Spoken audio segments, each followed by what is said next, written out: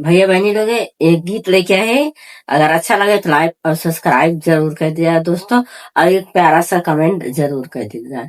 अरे खेतवा में धनवा लगाई सखी हो, हम कैसे लगाई।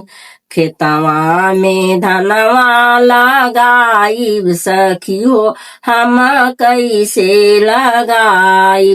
धनवा लगावई गए ससुरु हमारे, धनवा लगावई गए ससुरु हमारे। सासू जी झगड़ा मचावई सखी हो, हम कैसे लगाई। खेतवा में धनवा लगाई सखी हो, हम कैसे लगाई।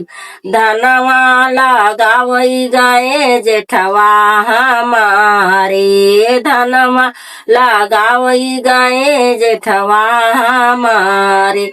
जेठनी जी झगड़ा मचावई सखी हो, हम कैसे लगाई। खेतवा में धनवा लगाई सखी हो, हम कैसे लगाई। धनवा लगावई गए देवरा हमारे, धनवा लगावई गए देवरा हमारे। देवरनिया जी झगड़ा मचावई सखी हो, हम कैसे लगाई।